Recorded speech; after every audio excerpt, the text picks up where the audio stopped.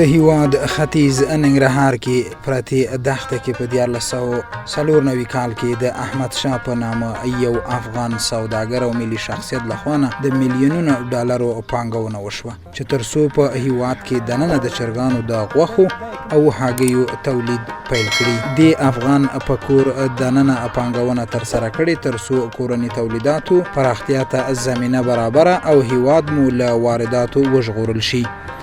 د ننګرهار په دا لویه دښته کې نږدې 50 جریبه ځمکه کې په میلیونونو ډالر پانګونه شوې چې پکې د چرګانو د روزنې نه پایل بیا د هګیو تولید برخه، حلالولو برخه، د ټوټه کولو برخه او د بسته‌بندۍ په برخه کې د پام وړ پانګونه کړې ده.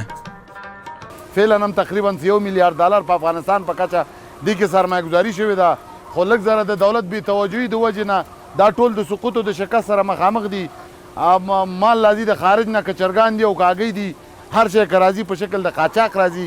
نه محصولیږي. دلته موږ د هغه سره رقابت نشو کولی، هغه بې کیفیته مال موږ ته صادروي. زموږ دلته تازه با کیفیت هګۍ دي، موږ یې نشو کولی چې د هغو سره رقابت وکړو. زموږ سرمایه‌ګذاري په وړه کچه ده. فکر وکړه د یو مملکت په سویه باندې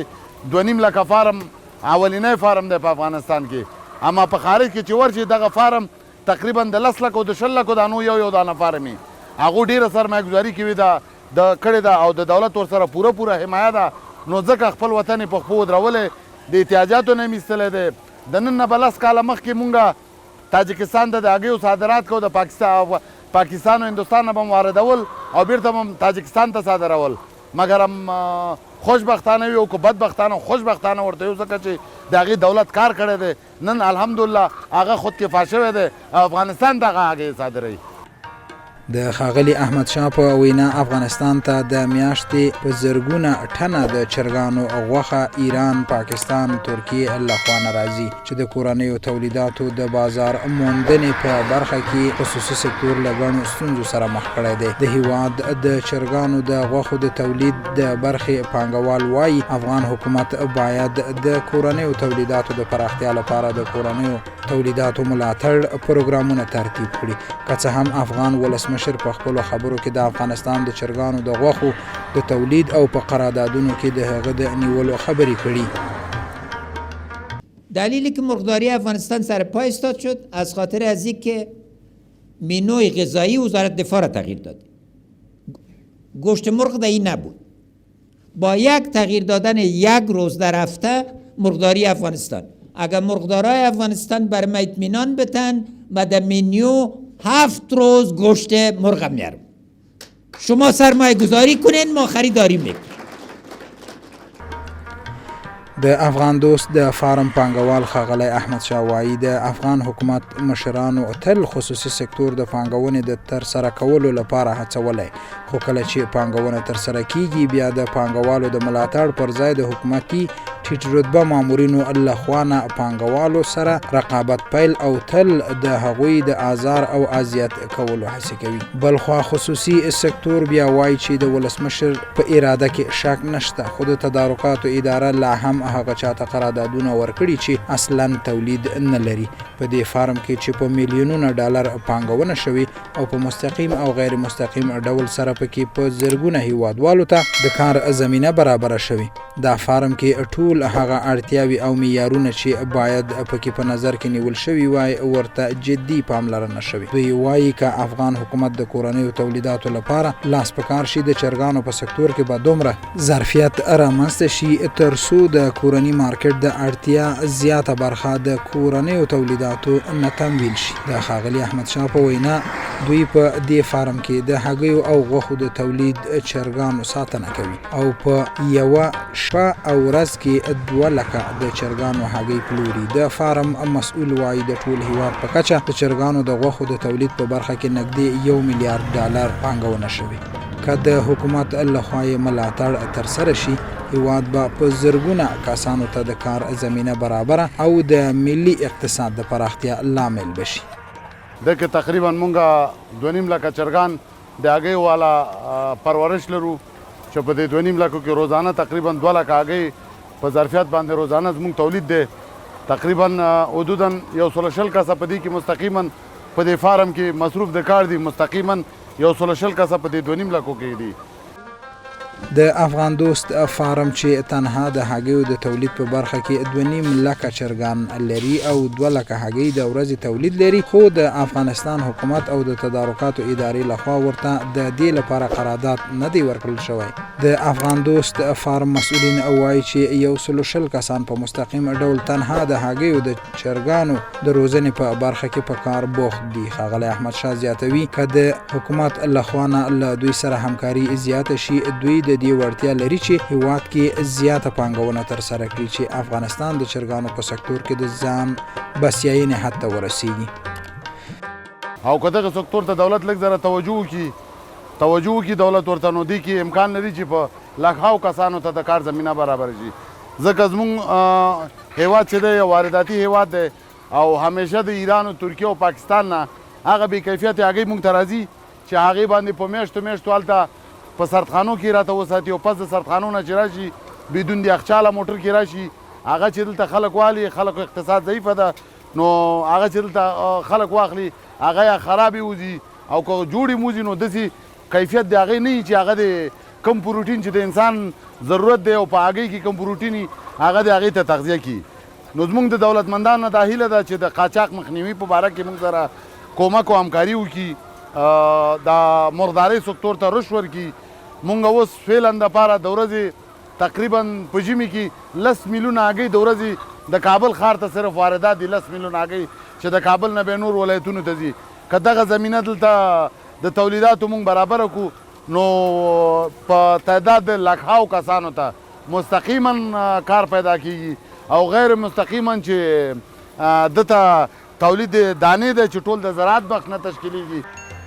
د ښاغلي احمدشاه په وینا د چرګانو د روزنې په برخه کې یوازینی بنسټ ده چې د چرګانو د غوښو او هګیو د تولید او بسته‌بندۍ لپاره یې معیاري پانګونه کړې. دوی وایي د چرګانو د روزنې، د غوښو د پروسس او د چرګانو د دانې د تولید په برخه کې معیاري ماشینونه یې پیرلي، خو زیاتوي چې حکومت او خصوصا د تدارکاتو اداره او د مالیې وزارت مامورین د کورنیو تولیداتو د پرمختګ په وړاندې تر ټولو ستره ستونزې جوړوي. دوی وایي د تدارکاتو اداره په قرار دادونو کې پروسیجر دومره سخت کړی چې کورني تولیدونکي ترې منصرف شي. اوس هم د امنیتي بنسټونو قراردادونه هغه چاته ورکړل شوي چې بهرني تولید پکې استفاده کیږي. دوی وایي د مالیې وزارت مامورینو هم له قوانینو نه د کورنیو تولیداتو په ضد استفاده کوي. مونږ د رئیس جمهور په وینا باندې دا ایجاد کړل چې مونږ به داخلي تولیداتو ته ترجیح ورکو، مونږ به دولتي د خپل دولت کارمندانو ته ټول به داخلي تولیدات ورکو، مګر متاسفانه چې دغه اوس هم قرارداد شوی دی د وطني په نوم باندې 100% هغوی ته خارجي غوښه ورکول کیږي، ایراني او پاکستاني ورکول کیږي، یو دانه داخلي تولید ورته نه ورکوي. دغلته که کشتارګاه د جنوب شرق په سطحه باندې د افغان دوست کشتارګاه ده، دغلته یو دانه چرګ هم د دولت دپاره تر اوسه پورې چې قراردادونه د افغان دوست شرکت سره ټول د خپل داخلي تولیداتو نه اخیستل کېدل یا ارزانه یا ګران په دې ټول د قرنطین کې په دې دومره وخت کې ټول مونږ خپل د دغې نه ورته داخلي تولیدات ورکول. مګر متاسفانه فعلا چې کوم قرارداد شوی دی دا قرارداد د پخواني قراردادیانو سره شوی دی چې هغوی په کور کې هم چرګان نه لري، هغوی ته د داخلي تولیداتو په نوم باندې تش په نوم باندې قرارداد ورکړی شوی دی او هغوی 100% د خارجي غوښو نه استفاده کوي. دا خپله یو ضرر دی سکتور دپاره. دوی وایي چې هیواد ته حتی غیر صحي او غیر استاندارد هګۍ او چرګان د غوښو لپاره اجازه ورکوي چې کورنیو مارکیټونو ته راشي. دوی وایي چې قراردادیان لا هم د ایران، پاکستان او ترکیه لخوا نه د چرګانو راتلونکي هګۍ او غوښې د افغانستان مارکیټونو ته په بیروي ډول سره راوړي چې دا کیدای شي په نږدې راتلونکي کې د هیواد د چرګانو فارمونو ته سخته ضربه ورکړي. د کورنیو چرګانو دا شیټونه چې لیدل کیږي په ټولو کې هغه معیارونه چې د چرګانو د روغتیا له برخې نیولې بیا تر هوا کشونو پورې اړتیا ده دلته په نظر کې نیول شوي. په دا دښته کې لا هم دې فارم ته برېښنا نشته چې دا ملي سوداګر د خپلې پانګې او محصولاتو د بقا لپاره جنریټورونو له برېښنا نه استفاده کوي. بدبختانه چې خارجي چرګان راځي په افغانستان ته هغه اکثرا تاریخ تیری وي او کم تاریخ وي، په ضمن کې محصول په صحیح طریقه نه ورکوي، هغه په شکل د قاچاق باندې راځي. نو زمونږ د دولت نه دا خواهش دی چې واردات دې وشي خو داسې غیر رویه باندې نه د قانوني په شکل باندې راشي چې خپل هغه محصول قانوني وکړي او راشي چې موږ وشو کولی چې رقابت وکړو فعلا دپاره تقریبا په شرقي زون کې موږ 3000 فارمونه لرو جمله په افغانستان کې 9000 موږ د غوښین چرګانو فارمونه لرو چې دې کې لغمان او کونړ او ننګرهار کې 3000 فارمونه دي په شمول د نورستان باندې تقریبا د 80% 80% دو تړل شوي دي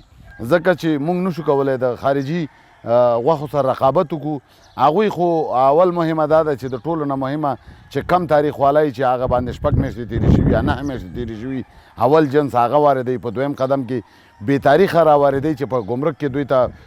پیسې ډاکټر ته ورکول کېږي او د هغې د رویه دوی ته سند د خروجي ورکول کېږي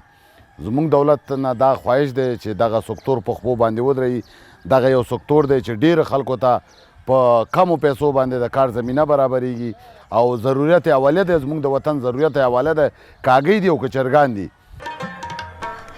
ښاغلی احمدشاه وایي چې افغان ولسمشر که څه هم د کورنیو تولیداتو د پراختیا په دولتي قراردادونو کې ورته لومړیتوب ورکړی خو د تدارکاتو او د کرنې او مالدارۍ وزارتونه نورې هغه ادارې بولي چې د ملي ګټو په پرتله مامورین او مسؤلین خپلو ګټو ته لومړیتوب ورکوي دوی همداراز زیاتوي چې ډیری قراردادونه اوس د تولیدونکو په ځای د کمیشنکارانو په لاسونو کې دي هیواد ته هر کال د لسګونه میلیونه ډالرو د چرګانو د غوښو د وارداتو له اړخه له هیواد نه بهر کیږي